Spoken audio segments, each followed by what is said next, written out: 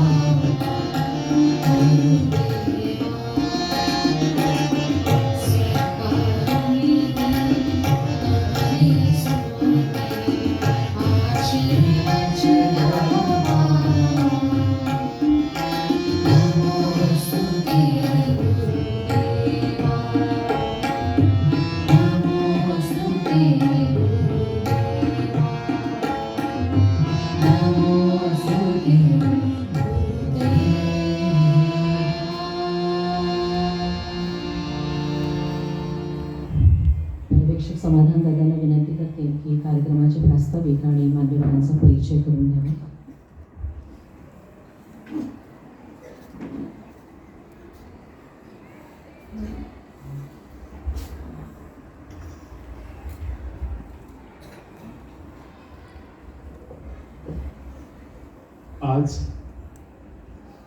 इंग्रजी महिन्याच्या तारखेनुसार 17 ऑगस्ट कैलासवासी आप्पासाहेब पेंडसे यांची जयंती आणि या आप्पांच्या आठवणींना उजाळा देण्यासाठी म्हणून आजचे उपस्थित झालेले अभ्यागत माननीय व्यंकटरावजी भताने सर यांचं मी विद्यालयाच्या वतीने मनपूर्वक स्वागत करतो.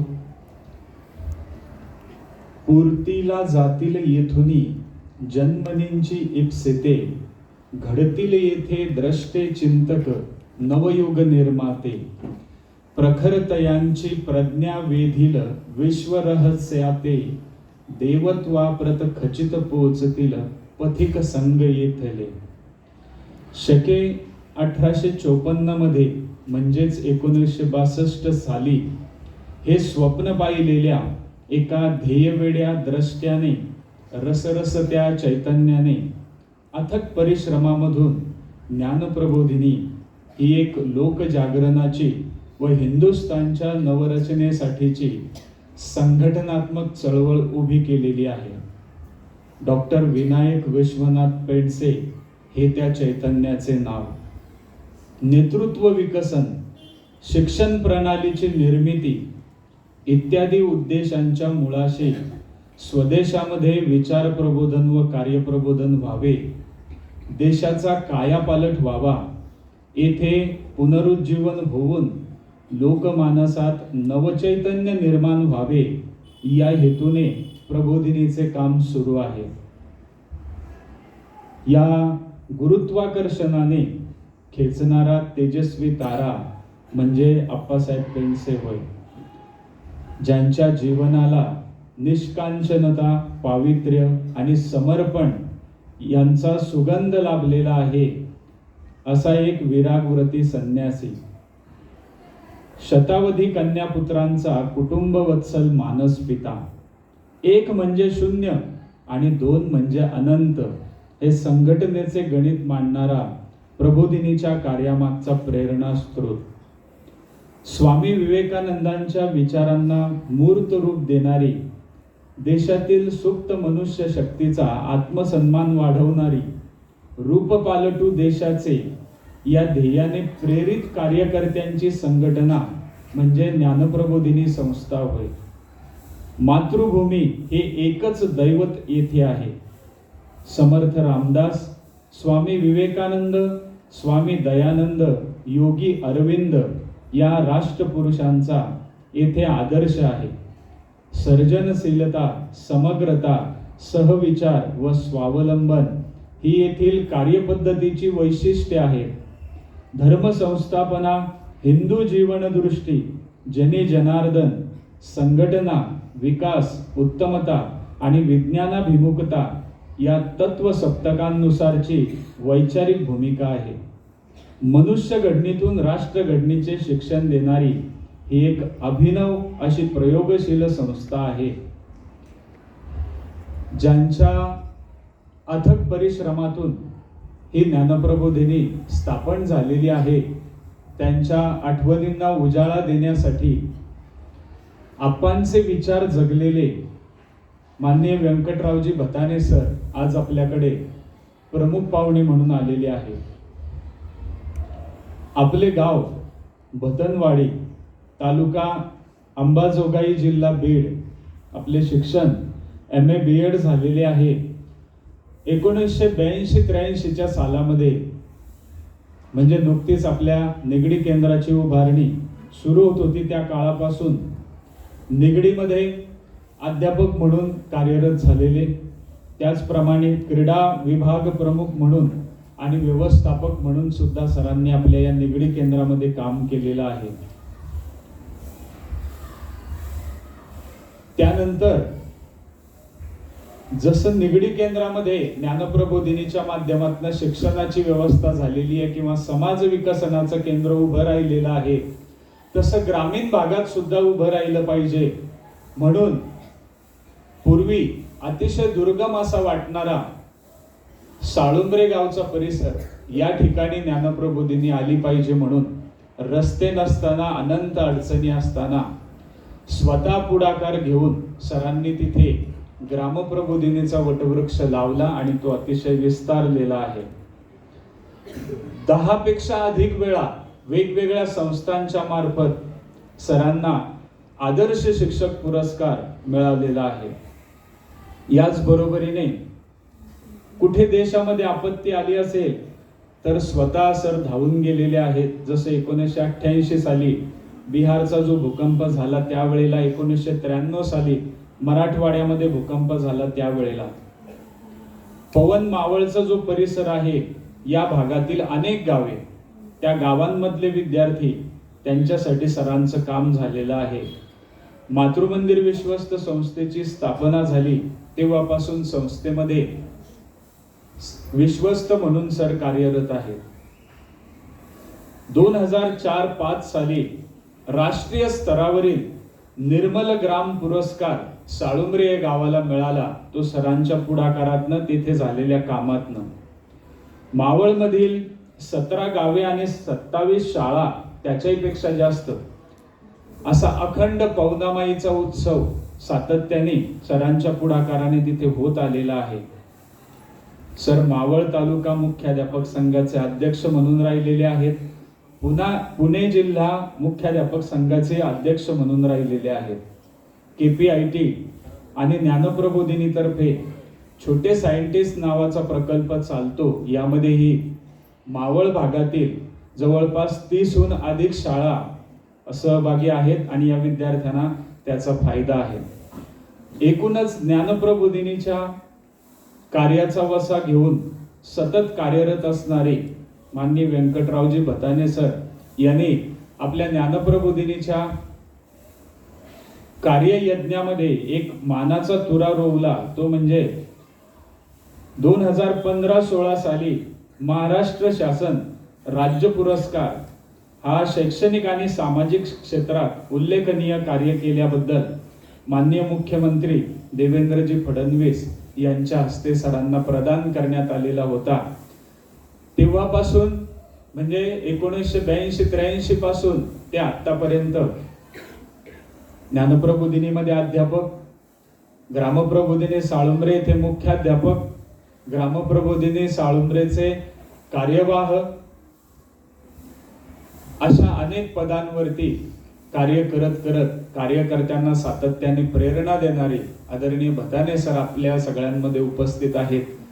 मी सरांना विनंती करतो की आपण आम्हा सगळ्यांना आपांच्या आठवणी आपल्याला ज्या आठवत आहेत त्या आणि या अनुषंगाने आज मार्गदर्शन करावं.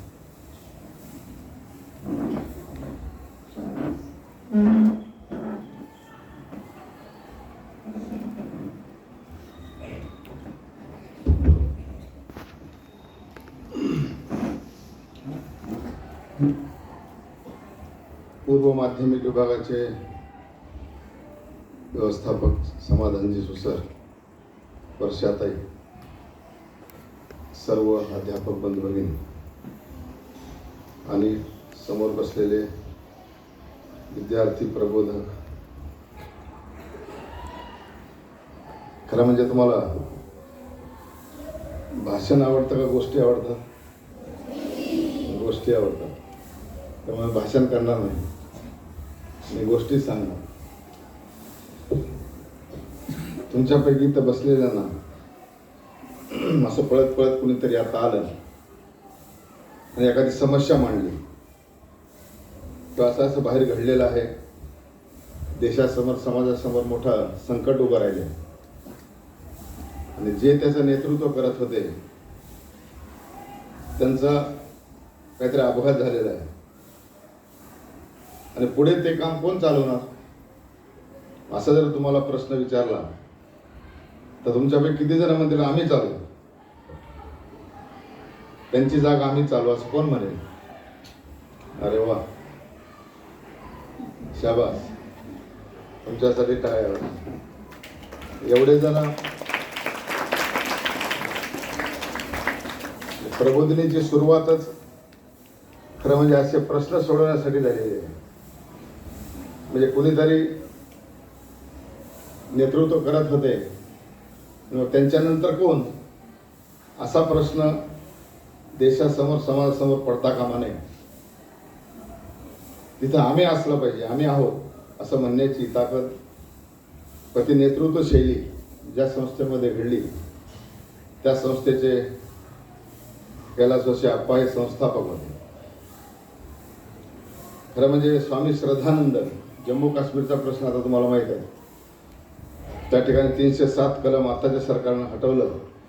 तिथं आपल्यासारखे अनेक लोक आता जाऊ शकतात. पूर्वी तिथं आपण इतक्या ताट मानेने जाऊ शकत नव्हतो. तिरंगा ध्वजही तिथं फडकवू शकत नव्हतो.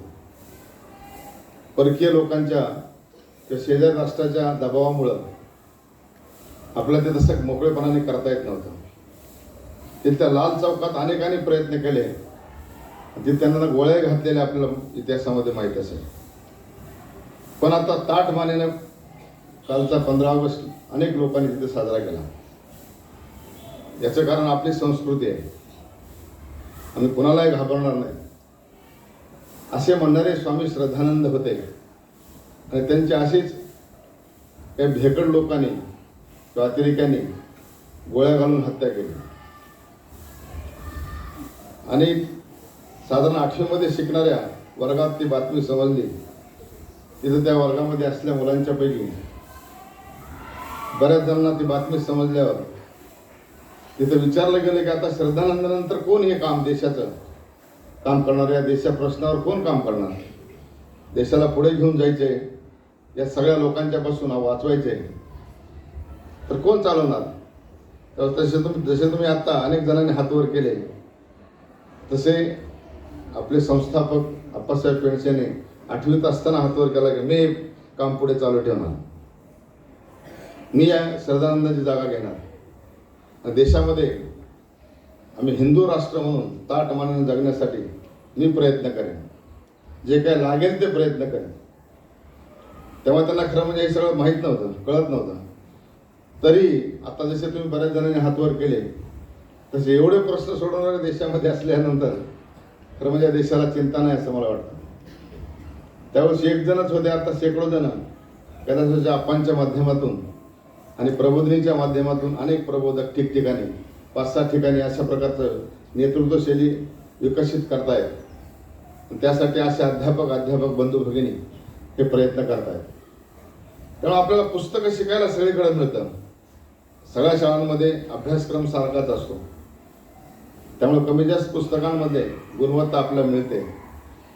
पण पुस्तकं शिकण्याबरोबर आमच्या मस्तकात नेतृत्व शिकलं पाहिजे, व्यक्तिमत्व विकास झाला पाहिजे. मी कुणाच तरी देणं लागतो ही भावना निर्माण झाली पाहिजे. आणि माणूस म्हणून या भारत मातेसाठी काय करू शकतो का काय करू शकते हे लक्षात आपल्याला ठेवत पुढचं शिक्षण पूर्ण करायचं असतं. असं अनेकांनी प्रयत्न त्या निमित्तानं केले, आत्ताही करतायत. त्यामुळे आप्पांचे जीवनपठा अशा प्रकारचा आहे. तुम्हाला समजण्यासाठी खरं म्हणजे आप्पा हे खेळाडू होते. उत्तम कबड्डी ते खेळायचे. कबड्डीमध्ये उत्तम प्रावीण्य त्यांनी मिळवलेलं होतं. आणि इतरांच्यावर कशी चाल करायची, आपण कसं दुसऱ्याला चुकवायचं हे त्यांना बरोबर माहीत होतं. त्यामुळे त्यांना जसं कबड्डी आवडत होती, खेळांमधलं आवडत होतं, तसं छंदही त्यांनी जोपासले होते. ते गायन आणि वादन हे दोन्ही करायचे. उत्तम गीतं म्हणायचे, प्रबोधिनीची पद्ये आपण आता म्हणतो तसे अनेक पद्ये ते म्हणायचे. बासरी उत्तम वाजवायचे. म्हणजे आपले छंद आणि कौशल्य आपल्याकडं आपलं माहीत पाहिजे आणि ते जोपासले पाहिजे. नाहीतर मग आपले छंद जोपासले नाहीत आपण तर खरं म्हणजे आपला वृक्ष असं जीवन जगावं लागतं. प्रत्येकाच्या मनात असं काहीतरी असलं पाहिजे की मी माझा छंद हा जोपासणार आणि इतरांना काहीतरी चांगलं वाटेल असं देणार. आपण कुठल्याही ठिकाणी गेलो, कार्यक्रमाच्या ठिकाणी, तर नेतृत्व म्हणजे काय, तर आपण ज्या कार्यक्रमामध्ये अचानक कोणीतरी सांगितलं अरे तुम्ही बोला रे, कोण आहे का कोणी बोलायला, तर उठून पटकन आपण जर या सगळ्या समुदायाचं नेतृत्व करायला शिकलो तर ते म्हणजे शिक्षणातलं महत्त्वाचं कौशल्य आहे. आम्ही घाबरत नाहीत. आम्ही या प्रश्नावर आम्हाला जे वाटते ते मांडणार. असे प्रश्न सोडवणारे आप्पा होते. त्यांनी जसं मी आता सांगितलं की त्यांना गायन येत होतं, वादन येत होतं, खेळामध्ये रुची होती, नेतृत्व करत होते, अनेक लोकांचा संग्रह करायचा, संघटित करायचं असा एक त्यांना छंद होता. त्यामुळे त्यांनी अनेक पुस्तकं लिहिली, चरित्र वाचायला शिकवली, शिखांचा जाज्वल्य इतिहास आपल्या मुलाने वाचला पाहिजे असा आग्रही त्याने केला. त्यामुळे शिखांच्या इतिहासामधून कसा पुरुषार्थ आहे, समर्थ रामदासांच्या भाषेत, आपल्या पुरुषार्थ वैभवे बहुतास सुखी करावे, परंतु कष्टी करावे ही राक्षसी क्रिया. तेव्हा आमच्या पुरुषार्थाच्या माध्यमातून आम्ही अनेकांना सुख देणार, त्यांचे प्रश्न सोडवणार, त्यांना पुढे घेऊन जाण्यासाठी प्रयत्न करणार असे म्हणणारे युवक आणि युवती इथे तयार झाले पाहिजे, तो कार्यकर्ते तयार झाले पाहिजे असं त्यांना वाटायचं. स्वामी विवेकानंदांच्या विचारानुसार स्वामी विवेकानंद तेव्हाही म्हटलं होतं, त्यांचं स्वप्न होतं, ते म्हणाले होते मला 500 युवक भारतातून द्या, मी हा देश बदलून दाखवतो. परंतु त्यांनी म्हटले होते 1000 मला युवक मिळाले तर मी अधिक चांगलं काम करेन, पण त्यांना ते मिळाले नाहीत, 500 मिळाले नाहीत तेव्हा. आणि त्यांनी आपल्या परीनं हा देश पुढे घेऊन जाण्याचा प्रयत्न केला. खरं म्हणजे सरासरी 500 जिल्ह्यांमधून 1-1 किंवा 2-2 युवक जरी मिळाले असते स्वामी विवेकानंदांना, तर या देशाचं स्वरूप त्यांनी पालटून दाखवलं असतं. हे स्वप्न कैलासवासी आप्पांनी बाळगलं होतं आणि आपण हे काम पूर्ण करायचं. आपण असे युवक आणि युवती तयार करायचे या देशाचं रूप पालटू शकते असा प्रयत्न त्यांनी त्या शिक्षणाच्या माध्यमातून, आधी राष्ट्रीय स्वयंसेवक संघाच्या माध्यमातून त्यांनी केला, अनेक वर्षे केला.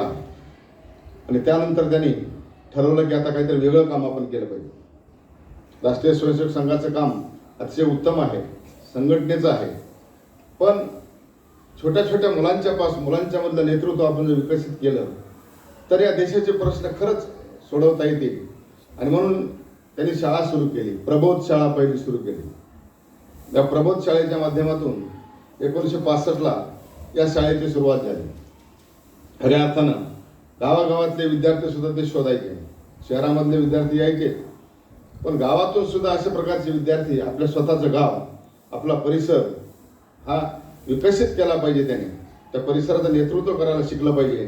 त्यांची एक आर्थिक स्थिती नसेल चांगली, पण आपण त्यांना खेड्यात आणलं पाहिजे असं म्हणून त्याने कल्याण नावाच्या ठिकाणचे रामभाऊ डिंबळे, तुम्ही कदाचित आपल्या इथं आले असतील, त्यांना त्यांनी मानसपुत्र म्हणून प्रबोधिनीत आणलं. लहान असताना अण्णाने त्यांना मोठं केलं. एका कल्याण गावचा छोटासा राम हा पुढे संस्कृतमध्ये पंडित झाला, मोठे प्राध्यापक म्हणून ते काम करतायत. पण आता ते प्रबोध उद्योगाचे आधारस्तंभ आहे. संस्कृतमध्ये उत्तम शिक्षण घेऊन त्याने अनेक ग्रंथ लिहिलेले. तर त्या मानसपुत्राच्या माध्यमातून एका गावाचा विकास, कल्याण हे गाव त्या ग्रामविकासाचा एक नमुना झाला पाहिजे असा प्रयत्न त्यांनी रामभाऊच्या माध्यमातून केलेला मला आठवतं. दुसरे अशोकराव निरफराके हे त्यांचे मानसपुत्र होते. ते प्रज्ञा मानसमध्ये काम करत होते, आता ते वेगळं काम करतायत, पण अतिशय हुशार. म्हणजे मला सांगा, 8वी मध्ये असलेल्या एखाद्या मुलाला आप्पाने विचारलं होतं काय, का रे तुझा कसं काय अभ्यास चाललाय? ते म्हणाले ठीक चाललाय. मग 10वीला काय तुझ्याकडून अपेक्षा करू? काय नाही म्हणाले, दुसरं कोण असेल 10वी मध्ये एकूण बोर्डामध्ये त्याचा फक्त मी विचार करतोय, पहिला तर मीच असणार आहे. बघ 8वी मध्ये अशा सहज प्रश्नाचं उत्तर दिल्यानंतर आप्पा म्हणाले खरंच असं होईल? हो म्हणाले, बघा तुम्ही. आणि त्यांनी प्रयत्न केले आणि खरंच अशोकराव निरफराके 10वीचा निर्णय जेव्हा पाहण्यासाठी त्यांचे मित्र त्यांना बोलवायला गेले तेव्हा म्हणे जा तुम्ही पुढे आणि दुसरा कोण आहे ते फक्त मला सांगा, पहिलं तर माझंच नाव असणार आहे. आणि खरंच गेले सगळे मित्र, पाहिलं तर तिथं अशोकराव निरफराके हे स्वर्ण पदक विजेते म्हणून तिथं नाव लिहिलं होतं. हा आत्मविश्वास या तरुणांच्या मध्ये, मुलांच्या मध्ये आप्पा पेरत असत. आताच समाधान दादांनी सांगितलं की आपल्याला त्यावेळेसच्या विद्यार्थ्यांना सुद्धा त्या अतिशय आप्पा जवळ जाऊन सगळी चौकशी करायची आहे, अध्यापकांची करायची आहे. कोणी आजारी पडलं नाही ना, कोणाला काही प्रश्न नाही ना, अशा प्रकारची व्यक्तिगत चौकशी सुद्धा आप्पा करायची. त्यामुळे त्या अशोकराव निरफराकेंच्या माध्यमातून पूर्ण महाराष्ट्रभर प्रबोधिनी या निमित्तानं पोचली. की प्रबोधिनीचा विद्यार्थी 10वीमध्ये गोल्ड मेडलिस्ट आणि पहिला आलेला, असा पुरुषार्थ करायला त्यांनी शिकवलेलं होतं. तर आपण ज्या वर्गात शिकतो, जे काही पुस्तकं शिकतो आणि अनुभव शिकतो, आपल्या व्यक्तिमत्वामध्ये त्यातले काय काय गोष्टी आपण आपल्याला संग्रहित केल्या पाहिजे हे आपण ठरवायचं असतं. त्यामुळे माझ्याकडे हे कौशल्य आहे हे आपल्याला कधीच माहीत नसेल, पण इतरांनी सांगितल्यानंतर ते आपल्याला जाणवतं की अरे हे आहे आपल्याकडं, आपण हे करूया. म्हणून शिक्षणामध्ये काम करायचं, राष्ट्रीय स्वयंसेवक संघाचं काम करायचं, उत्तम खेळ खेळायचे, संघटना करायची, देशाचे प्रश्न सोडवायला मदत करायची. हे सगळं करत असताना आपण स्वावलंबी झालं पाहिजे असंही त्यांना बऱ्याचदा वाटायचं. शासनाचे पैसे नाही घ्यायचे, आपण अनुदान, आपण आपल्या पायावर उभं राहायचं. म्हणून त्याने खरं म्हणजे शिक्षणात काम करताना ते इंजिनियर नव्हते तरी त्यांनी उद्योग सुरू केले प्रबोधिनीमध्ये. शिवापूरला मोठा यंत्रोद्योग सुरू केला, क्षणमापचा उद्योग पुण्यामध्ये केला, धारक विभाग नावाचा विभाग केला, खांडसरी साखर कारखाना त्यांनी सुरू केला होता खाजगी. या सगळ्यांमध्ये काही ठिकाणी यश मिळालं, काही ठिकाणी अपयश मिळालं, पण ते खचून गेले नाही. त्यांनी ठरवलं की आपल्याला या सगळ्या विभागातून प्रबोधिनीला स्वावलंबी करायचे. कुणाकडं सारखं हात पसरायला लागणं हे बरोबर नाही. आणि असे अनेक प्रयत्न करत करत त्यांनी प्रबोधिनी पुढे नेण्याचा प्रयत्न केला आणि ती नेलेली आहे. खरं म्हणजे मी 10 जून 1982 प्रबोधिनीमध्ये आलो. तेव्हा पुण्यामध्ये त्यांची माझी पहिली भेट झाली. त्यावेळेस तिथं कैलासवासी भाऊ हे बरोबर होते. एका कार्यक्रमानंतर बाहेर आल्यावर त्यांनी विचारलं की हा कोण आहे युवक? खरं म्हणजे त्यावेळेस मी 22 वर्षाचा होतो. त्यावेळेस ते म्हणाले हे मराठवाड्यातून आपल्या मामा क्षीरसागर यांचा विद्यार्थी आहे, त्याला प्रबोधिनीमध्ये इथं आणलेलं आहे. ते सहजच हसत म्हणाले तेव्हा, ठीक आहे म्हणलं, इथं तुम्ही काम करा, पण मराठवाड्यामध्ये सुद्धा प्रबोधिनी सुरू झाली पाहिजे असं बघा.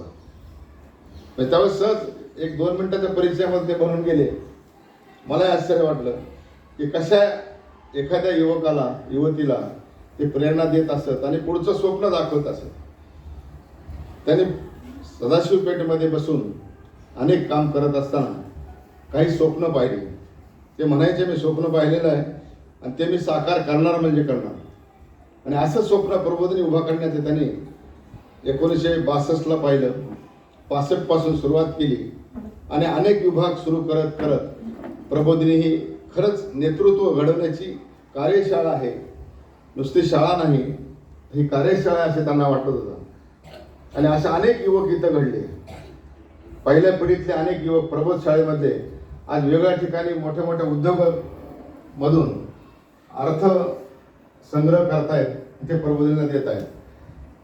कितीतरी युवकांचे तुम्हाला नाव सांगता येतील किंवा माहिती होईल तुम्हाला, मुद्दाम माहिती घ्यायला हरकत नाही. आपल्या भारतामध्ये राहणारे तर अनेक युवक प्रबोधिनीला मला काय जे जमेल ते मी मदत करणार आहे असं म्हणून मागच्या 3-4 वर्षापासून ज्ञानप्रबोधिनी फाउंडेशनच्या माध्यमातून इथं असो किंवा परदेशात असो आम्ही प्रबोधिनीचं काम करणार असे म्हणणारे अनेक युवक युवती या ठिकाणी पुढे आलेले आहेत. प्रबोधिनीला कुठल्या प्रकारची आर्थिक अडचण येऊ नये यासाठी अनेक युवक परदेशात सुमारे आत्ताच्याच यावर्षीच्या त्यांच्या रिपोर्टमधून 26 देशांमधून ते असं अर्थसंकलन करत आहेत. त्या 26 देशांमधून अनेक लोक त्यांनी जोडलेले आहेत. तुम्ही प्रकल्प पाठवा, तुम्हाला प्रबोधिनी म्हणून असं करायचं का सांगा आम्हाला, आम्ही त्यासाठी तुम्हाला अर्थ मदत मिळवून देऊ. असं विद्यार्थी हार्डीकरांसह सगळे युवक युवती त्या ठिकाणी काम करतात. तेव्हा मला आनंद वाटतो की प्रबोधिनीमध्ये जेव्हा त्यांना उपराष्ट्रपतींच्या हस्ते आपण एक्सलन्स अवॉर्ड मिळाला, उत्तम कामगिरीचा पुरस्कार त्यांना मिळाला दिल्लीमध्ये. त्याच वर्षी त्यांनी संन्यास धर्माची दीक्षा घेतलेली होती की मी आता इथून पुढचं माझं आयुष्य पूर्ण प्रबोधिनीसाठी काम करणार आणि संन्यासी म्हणून काम करणार.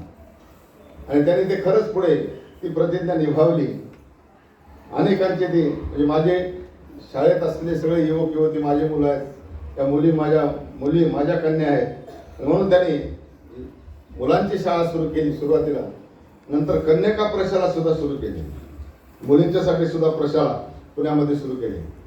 त्यामुळे दोघांनाही समान शिक्षण मिळालं पाहिजे, नेतृत्व विकासाची संधी मिळाली पाहिजे असा प्रयत्न आपण त्यावेळेस केलेला मला आठवतं.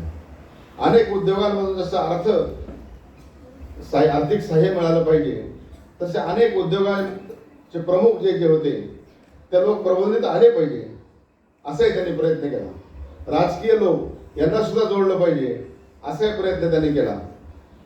त्यामुळे कोटी भास्कर हे सुद्धा आपल्या प्रबोधिनीचे अध्यक्ष होते, जे मोठे उद्योगपती त्या काळात होते.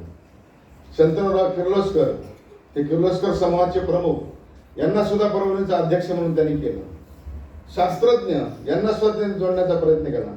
डॉक्टर विक्रम साराभाई यांनी यासारख्या मोठ्या शास्त्रज्ञांच्या समोर प्रबोधिनी काय आहे ही कल्पना त्यांनी त्यांच्या समोर निडरपणे अनेक शास्त्रज्ञांच्या समोर त्यांनी मांडलेली होती. तेव्हा त्यांना कुतूहल निर्माण झाले की अरे प्रबोधिनीत काम केलं पाहिजे, यांना संबंधित राहिलं पाहिजे. म्हणून विक्रम साराभाई असतील किंवा जयंत नारळीकर असतील, राजा रामण्णा असतील, या सगळ्या लोकांना बरोबर घेऊन त्यांनी प्रबोधनच्या कामामध्ये सहभागी त्यांना केलं. भाऊसाहेब बांदोडकर गोव्याचे मुख्यमंत्री तेव्हा होते, त्यांनाही प्रबोधिनीला संबंधित त्यांनी केलं होतं. रत्नाप्पा कुंभार हे राजकारणामध्ये मोठं व्यक्तिमत्व, त्यांनाही त्यांनी प्रबोधिनीच्या विश्वास मंडळामध्ये घेतलेलं होतं. आत्ताच्या याच्यामध्ये सुद्धा जसे अण्णा हजारे आहेत, यासारखे अनेक मान्यवर किंवा हिदायतुल्ला यांना सुद्धा त्या प्रबोधिनीच्या संस्थापक किंवा विश्वस्त मंडळामध्ये त्यांनी घेतलेलं होतं. वसंतराव गोवारीकर आत्ता होते, आता रघुनाथजी माशेलकर यासारखे शास्त्रज्ञ आता आपल्या प्रबोधिनीत संबंधित आहेत. त्यामुळं प्रबोधिनीच्या कार्याचा वसा पुढे चालवणारे जसे युवक किंवा युवती तयार झाले पाहिजे, तसं राष्ट्रीय आंतरराष्ट्रीय स्तरावर व्यासपीठावर आमच्या कामाची चर्चा झाली पाहिजे. आमच्या कामात काय आम्ही करतोय हे लोकांपर्यंत पोहोचवण्याचं काम केलं पाहिजे असा प्रयत्न करायला आपण या निमित्ताने केलेला आपल्या त्यांच्या चरित्रातून लक्षात येईल. खरं म्हणजे त्यांनी जसे मी म्हटलं की अनेक स्वप्नही पाहिली होती की आपण या देशामध्ये ज्यांना ज्यांना काहीतरी अडचणी त्या ठिकाणी आपण असलं पाहिजे. नैसर्गिक अडचण असो किंवा आपण निर्माण केलेली अडचण असो. जसं आता ऐकलं तुम्ही की पहिल्यांदा कोयनेचा भूकंप असेल, आंध्राचं वादळ असेल, बिहारचा भूकंप असेल किंवा मराठवाड्यामध्ये झालेला भूकंप असेल, हे सगळं आम्ही यात सहभागी झालं पाहिजे. हा समाज आमच्यासाठी आहे, आम्ही त्यांच्यासाठी आहोत. पण त्या ठिकाणी पहिल्यांदा प्रबोधिनी पोहोचली पाहिजे, आपले कार्यकर्ते पोहोचले पाहिजे. तर आंध्र वादळामध्ये सुद्धा आत्ताचे संचालक डॉक्टर गिरीशरावजी बापट यांनी खरं म्हणजे त्या सगळ्या टीमचं नेतृत्व केलेलं मला आठवतं. त्यामुळे त्या माध्यमातून अनेक अतिशय अवघड कामगिरी तिथं होती. म्हणजे काही मृतदेह काढून बाजूला न्यायचे होते, असं अनेक प्रकारची कामं प्रबोधिनीच्या कार्यकर्त्यांनी त्यावेळेस केलेली आहेत. त्यामुळे देश पातळीवर समस्या आली की आम्ही पळून जायचं असं नाही, समस्या आली की त्या समस्येला घडायचं असं शिक्षण प्रबोधिनीत आपण देण्याचा प्रयत्न केलेला आहे. आणि आपण ते स्वप्न होतं आणि मग त्या स्वप्नामध्ये त्यांनी बरेच स्वप्न पाहिलेले होते. म्हणजे प्रबोधिनीची एक उत्तम वास्तू असली पाहिजे, आकर्षक वास्तू असली पाहिजे. आणि मग पुण्यामध्ये एक वेगळ्या प्रकारची शाळा म्हटलं की काहीतरी वेगळी वास्तू आपल्याला दिसते. पण प्रबोधिनी तुम्ही पुण्यात गेलात तर तुम्हाला लक्षात येईल अरे वास्तू म्हणजे काहीतरी वेगळीच आहे. तेव्हा त्या वास्तूतून प्रेरणा मिळाली पाहिजे, लोकांना कुतूहल वाटलं पाहिजे का रे अशा प्रकारची शाळा असू शकते. तिथं शिकणारे प्रत्येक विद्यार्थी हे काहीतरी वेगळ्या आयक्यूचे असले पाहिजे किंवा आयक्यूमधून या देशाचं नेतृत्व पडेल, कुठल्याही समस्या असो मी त्याचं उत्तर शोधेन असं म्हणणारे असले पाहिजे. त्यामुळं असे अनेक युवक तयार करण्याचं काम त्या ठिकाणी झालं. खेड शिवापूर नावाच्या परिसरामध्ये, शिवापूरमध्ये गुंजवणी हे खोरा आहे आणि त्या गुंजवणी खोऱ्यामध्ये आमचं काम असलं पाहिजे. त्या सगळ्या गावांमध्ये आम्ही पोचलो पाहिजे, त्यांच्या आरोग्याची त्यांना काळजी घेतली पाहिजे, त्यांच्या पाण्याची काळजी घेतली पाहिजे, त्यांना शेतीमध्ये काय अडचणी हे समजून घेतलं पाहिजे.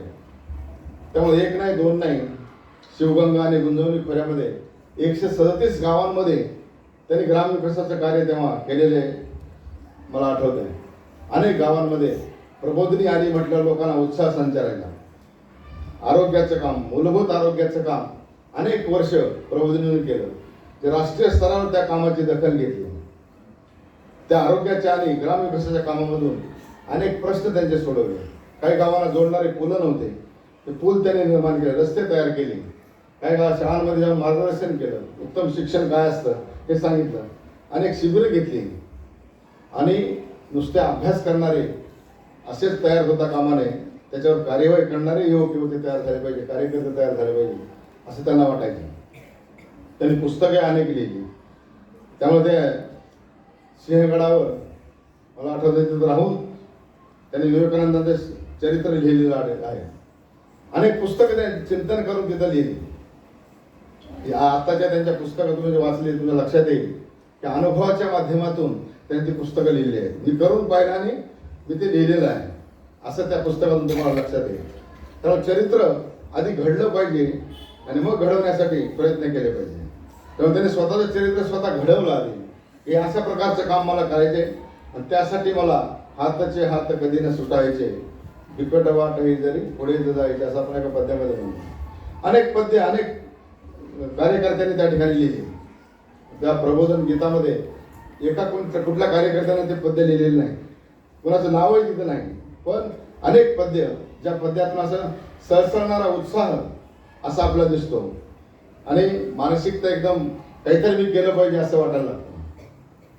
त्यामुळे जसं प्रबोधिनी लोकांच्या पर्यंत पोहोचली पाहिजे, राष्ट्रीय स्तरावर पोहोचली पाहिजे, यासाठी या देशाच्या पंतप्रधान प्रबोधिनीत आले पाहिजे यासाठी त्यांनी प्रयत्न केले आणि त्यावेळेसचे पंतप्रधान मोरारजी देसाई यांना प्रबोधिनीत आणलं आणि प्रबोधिनीचं सगळं दर्शन त्यांनी घडवलं. त्यांना सुद्धा आश्चर्य वाटलं की अशा प्रकारचं काम या ठिकाणी आप्पा करतायत किंवा आप्पा पेंडसे करतायत याचा अभिमान आम्हाला आहे असं मोरारजींनी भरभरून कौतुक त्यावेळेस केलं मला आठवतं. आणि या माध्यमातून जसं राष्ट्रीय स्तरावर अनेक ठिकाणी अनेक लोकांच्या पर्यंत हे काम पोहोचलं पाहिजे आणि लोकांची मदत मिळाली पाहिजे असाही प्रयत्न त्या ठिकाणी कैलासवासी आप्पांनी केलेला होता. त्यामुळं एका पूर्ण परिसराचा विकास, एका पूर्ण त्या परिसरावर राहणाऱ्या लोकांचा विकास हा झाला पाहिजे असे अनेक प्रकल्प पुढच्या काळात सुरू झाले. त्यामुळं मला आठवतं की जेव्हा ते अशा युवकांच्या समोर बोलायचे, अध्यापकांच्या समोर बोलायचे, तेव्हा लोकांच्या मनामध्ये ते संपेपर्यंत असं वाटायचं कारण आता उठायचं आणि हे काम करायचे. आप्पांनी सांगितलंय हे काम मी केलं पाहिजे, तर प्रत्येकालाच असं वाटायचं हे काम मी करणार, याचं नेतृत्व मी करणार. आणि त्यामुळे या सगळ्या कामातून प्रबोधिनी समाजामध्ये राष्ट्रामध्ये संचरली पाहिजे असा प्रयत्न त्यांनी केला. त्यामुळे विवेकानंदांचं स्वप्न जे तरुण युवक या देशामध्ये अनेक प्रश्न सोडवणारे तयार झाले पाहिजे असं होतं, तसं कैलासवासी आप्पांनी ते स्वप्न बऱ्यापैकी पूर्ण केलेलं आहे. उत्तम तंत्रशाळा प्रबोधिनीची शिवापूरला असली पाहिजे असंही त्यांचं स्वप्न होतं. म्हणून त्या ठिकाणी जागा त्यांनी घेतली, यंत्रशाळा आणि तंत्रशाळा दोन्ही त्या ठिकाणी सुरू केलेल्या होत्या. उत्तम वास्तू त्याने उभारली, अनेक लोकांना जोडलं, अनेक शिक्षणातून अनेक प्रयोग त्या ठिकाणी केले, अनेक प्रकल्प लोकांच्या समोर मांडले आणि लोकांना ते कुतूहल वाटायचे काहीतरी वेगळं यांचं काम आहे बरं. हा प्रबोधिनीचा गणवेश सुद्धा चिंतनपर त्यांनी केलेला आहे. तेव्हा आपण पाहतो की आपण जेव्हा बाहेर जातो तेव्हा ही गणवेशाची चर्चा होते. ते विचारतात अरे असा कसा गणवेश आहे तुझा, किती सुंदर दिसतोय, असं कोणी म्हणत नाही.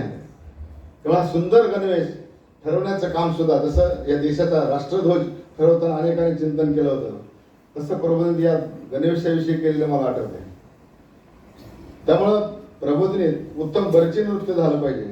गणपतीमधलं बिभत्स नृत्य किंवा अशा प्रकारचं नृत्य समाजाचं नेतृत्व नाही करू शकत. त्यामुळे या विद्यार्थ्यांना किंवा युवकांनी अशा प्रकारचं काहीतरी नृत्य बसवलं पाहिजे म्हणून त्याने बँड पथक आधी सुरू केलं होतं.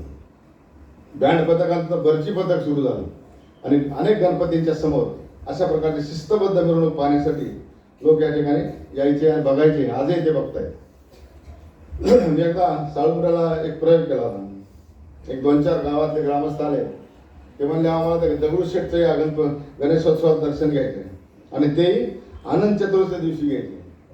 मला सुद्धा शक्य नाही म्हणले आम्हाला काही करा पण ते दर्शन घ्यायचे. मग मला किती जणांना घ्यायचे, मला 20 जणांना. मग 20-20 गणवेश शिवाय त्यांना म्हणलं आणि खरंच त्याने उत्साहाने गणवेश शिवले आणि गणवेश घालून टोपी सकट मी म्हणलं पुण्यात जायचं, मी पुढे चालत असेल तुम्ही माझ्या मागे यायचं. आणि खरंच आम्ही गेलो, दगडूशेठ समोर त्यांना जाऊन उभा केलं. त्या गर्दीमध्ये सगळे लोक असे वाट काढायचे आणि जाऊ दे म्हणायचे. ते म्हणजे असं कसं काय, मी मला प्रबोधिनीची प्रतिष्ठा आहे, या गणवेशाला मान आहे. या बरेच नृत्याच्या माध्यमातून आम्ही गणेशाची सेवा करतो. त्यामुळं आम्हाला कुणी अडवत नाही, त्यांना पुढे जाण्यासाठी रस्ता मोकळा करून देतात. ही प्रतिष्ठा जपली पाहिजे, आपल्या कामातून जपली पाहिजे. तुम्ही अभ्यास करताय, या अभ्यासातला उत्तम अभ्यास करण्याचं काम, उत्तम प्रकल्पात लक्ष घालून काम करण्याचं काम, किंवा माझ्या व्यक्तिमत्वामध्ये आणखी काय काही गोष्टी मी सहभागी करू शकतो, तर अशा प्रकारचा प्रयत्न या निमित्तानं आपण केला पाहिजे. प्रश्न अनेक आहेत, आपले स्वतःचे प्रश्न असतात, पण ते प्रश्नाच्या उत्तर शोधून पुढे जाणं हे खरं म्हणजे प्रबोधिनीचं शिक्षण आहे. या शिक्षणातून आपली मानसिकता घडली पाहिजे. कुठलीही परिस्थिती कशी आली तर आम्ही घाबरणार नाही, आम्ही मागे सरकणार नाही. अदम्य आपल्या आकांक्षांचे गीत आजला गाऊ, जिथे जायचे ठरले तेथे आम्ही जाऊच जाऊ. आम्ही जाऊ जाऊ असं म्हणायचं नाही, आम्ही जाऊच जाऊ म्हणायचं. त्या चला फार महत्व आहे. आणि म्हणून आपण अशा प्रकारचे कुठलाही अभ्यास असो, प्रकल्प असो, हे माझ्यासाठी अवघड नाही असं अनेकदा आपण म्हटलं पाहिजे. जेव्हा मला ते आपण असे प्रकल्प अनेक केलेले आहेत, ते पर्यावरणात काम आपण करण्याची इच्छा होती. त्यांनी अनेक कार्यकर्त्यांना सांगितलं असं पर्यावरणाचं काम करा, वृक्ष लागवड झाली पाहिजे, पाणी स्वच्छ राहण्याची व्यवस्था झाली पाहिजे. आणि आपण ज्या ज्या ठिकाणी, ज्या ज्या केंद्रावर ज्या ज्या व्यवस्था उपलब्ध आहे, म्हणजे 200 एकरावर त्यांचं स्वप्न होते की 100-200 एकरावर प्रबोधिनीने शेती करावी, गाय पशुपालन करावं, दुग्ध व्यवसाय करावा, कुक्कुटपालन करावं आणि काहीतरी आदर्श असा शेती प्रकल्प लोकांच्या समोर मांडावा, असे स्वप्न त्यांचं होतं. म्हणून हराळीला अशा प्रकारचा मोठा प्रयत्न त्या ठिकाणी सुरू आहे आणि झालेला आहे. आपण साळुंबऱ्याला पशुपालनाचा प्रकल्प मोठ्या स्तरावर करतो. पर्यावरणामध्ये नदीचे संवर्धन असा प्रकल्प खरं म्हणजे आपणच्या स्वप्नाच्या निमित्तानं सुरू केलेला आहे. 27-28 वर्षापूर्वी जेव्हा या पवना नदीचं काहीतरी स्वरूप बदललं पाहिजे किंवा प्रदूषण कमी झालं पाहिजे असा प्रयत्न आपण केला. आज तो प्रकल्प राष्ट्रीय स्तरावर गेलेलाच आहे, पण आंतरराष्ट्रीय स्तरावर सुद्धा हॉलंडमध्ये एका नदीवर सुद्धा हा प्रकल्प आपल्या माध्यमातून सुरू झालेला आहे. त्यामुळं आपण स्वप्न पाहायचं, हे स्वप्न असं असलं पाहिजे, असं असलं पाहिजे, पुढे पूर्ण होईल का नाही असा प्रश्न नाही. नकारात्मक दृष्ट्या आपल्याकडे असता कामा नये. आपणही म्हणायचे की आपण सकारात्मक विचार केला पाहिजे. आम्ही हे करूच करू. आमच्या देशामध्ये प्रश्न कोणी नाही सोडवणार असं असेल तर आम्ही सोडू, आम्ही आहे. आणि असे अनेक सोडवणारे हात, हृदय एकत्र करण्याचं काम आम्ही करू, असे आव्हान ते त्यांना करत असत. जेव्हा त्यांच्या माध्यमातून अनेक प्रकल्प प्रबोधित आत्ताही होत आहेत. आपल्या निगडीला जेव्हा ही शाळा सुरू झाली तेव्हा ह्या सगळ्या परिसरामध्ये हे सगळे पाईप पडलेले होते. इथे ही जागा आता आपण जिथं बसतो तिथं मोकळी जागा होती आणि शाळा ही जानकीबन सोसायटी म्हणून गजानन महाराजांचं मंदिर जिथं आहे त्या कॉलनीमध्ये शाळा भरत होती. जिथं आता मंदिर आहे तिथं आपल्या उपासनाने प्रार्थना व्हायच्या, मला आठवतं. आणि त्यामुळं अशा घराघरातून शाळेला सुरुवात झाली, पण ती घराघरातून सुरू झालेली शाळा घराघरापर्यंत पोहोचली पाहिजे असा प्रयत्न इथं आल्यावरही कैलासवासी भाऊनी आपांच्या माध्यमातून केलेला होता. त्यांचं स्वप्न अशा प्रकारचं होतं. म्हणून मातृमंदिर इथं उभं राहिलं. तेव्हाही त्यांना आनंद झाला की मातृमंदिरच्या माध्यमातून अनेक लोकांच्या मनामध्ये या देशाविषयीची कृतज्ञता निर्माण झाली पाहिजे. त्यामुळं हे सगळं करत असताना प्रबोधिनी ही एका विशिष्ट उंचीवर गेली पाहिजे असा प्रयत्न कैलासवासी आप्पांनी पाहिला. पण त्यानंतरचे डॉक्टर वशी तामणकर संचालक म्हणून असतील किंवा आता जे आदरणीय संचालक गिरीशराव बापट असतील, हे सगळेजण आप्पांच्या स्वप्नांच्या माध्यमातून काय काय प्रबोधिनीत प्रयोग करता येतील असा प्रयत्न ते करतायत, संन्यस्त वृत्तीने करतायत. त्यामुळे आपण आपल्या इथं शिक्षणाच्या माध्यमातून एक अशा प्रकारचं काम केलं पाहिजे की मला काहीतरी या देशामध्ये मी कुणाच तरी देणं लागतो आणि मला काय त्याची ही वृत्ती माझ्यात कधी येणार नाही असा प्रयत्न सगळ्यांनी करावा. कैलासवासी आप्पांच्या या जन्मदिनाच्या निमित्तानं आपण सगळ्यांनी यातला एखादा गुण किंवा एखादा प्रश्न किंवा एखादं कौशल्य मी माझ्या व्यक्तिमत्वात सम्मिलित करीन किंवा सहभागी करीन असं ठरवावं. असं ठरवून खरं म्हणजे आप्पांना तो जास्त आनंद होईल त्यांच्या जन्मदिनाच्या निमित्तानं अशी प्रार्थना परमेश्वराच्या चरणी करतो. सर्व मान्यवरांना इथं बोलवल्याबद्दल धन्यवाद देतो. तुम्ही ते शांतपणे ऐकलं त्याबद्दल तुम्हालाही धन्यवाद देतो आणि थांबतो.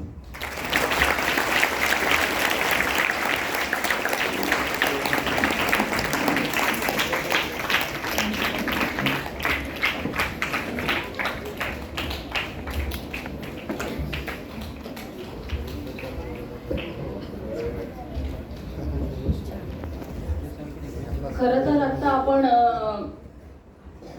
बताने सर यांनी जे काही आपल्या समोर अप्पांचं खरं सांगायचं तर ते एक प्रकारचं जीवनपटच आपल्या समोर ठेवलेलं आहे.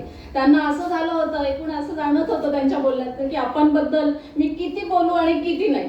त्यांनी म्हणजे थोडक्यात शेवटला असं जाणवत होतं की त्यांनी आवर्त घेण्याचा प्रयत्न केला आणि बऱ्याच गोष्टी अशा होत्या त्यांच्याकडे की मी काय काय सांगू.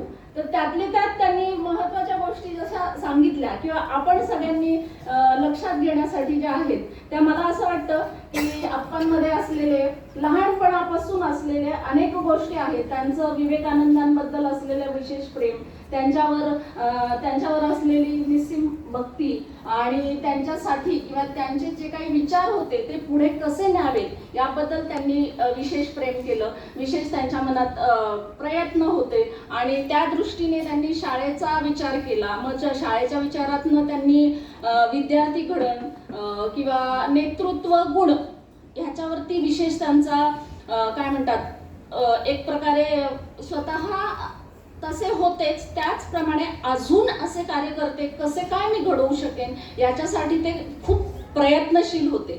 तर त्यांचे वैयक्तिक गुण आपण जसं म्हणावं तर त्याच्यासाठी त्यांनी असं एक शेवटी असं सांगितलं की त्यांनी स्वतः काही गोष्टी केल्या आणि त्याचं लेखन मग नंतर त्याचं केलं. तर काय काय केलं त्यांनी, तर त्यांनी स्वतः नेतृत्व कसं असावं, काय काय करावं अशा अनेक गोष्टींचं पुढाकार घेऊन गोष्टी घडवून आणल्या. मग स्वावलंबनासाठी काय काय करता येईल तर त्याच्यासाठी उद्योजकतेवरती भर दिला.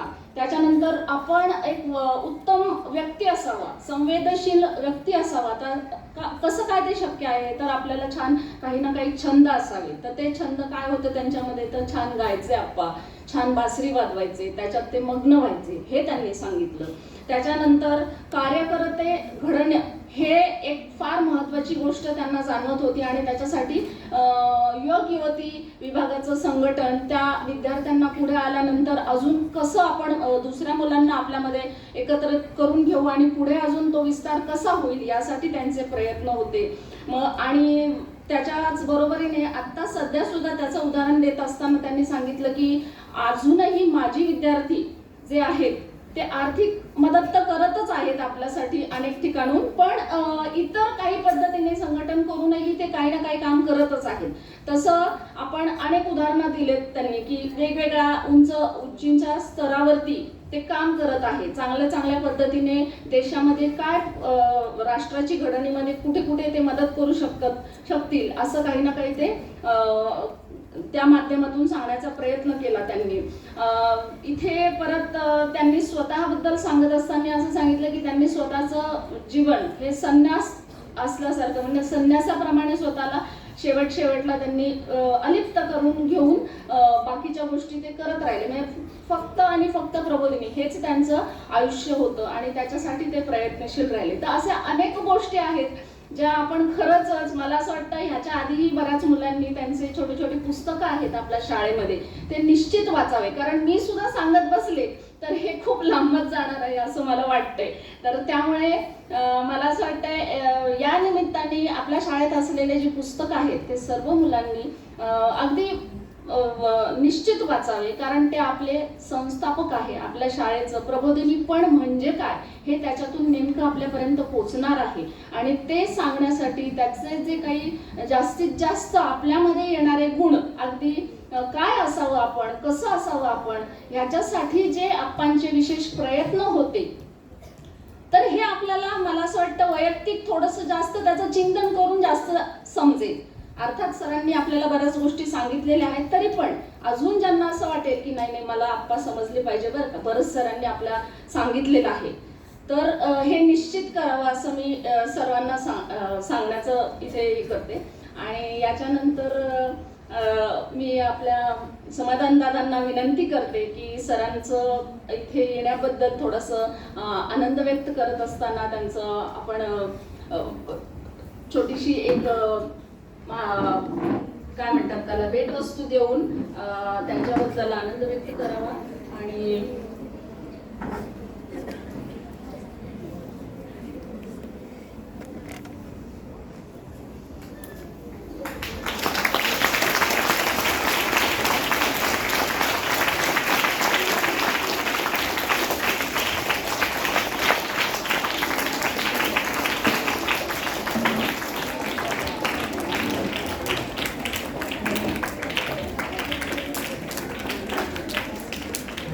सांगता प्रार्थनेने होईल. गट पेटे पेटे सावधान. प्रार्थना स्थिती. रत्नाकरा धौतपदा रत्नाकरा धौतपदा हिमालय किरीटिं ब्रह्मराज श्री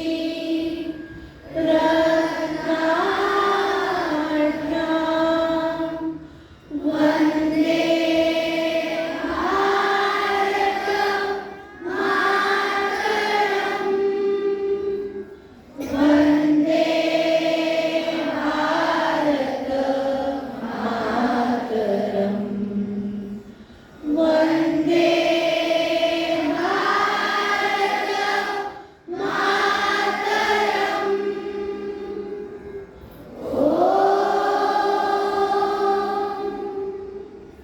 नमस्ते. 1 2 3. कार्यक्रम संपला इथे जाहीर करते. मनोहर सभागृहातून आधी अभ्यागत जातील आणि नंतर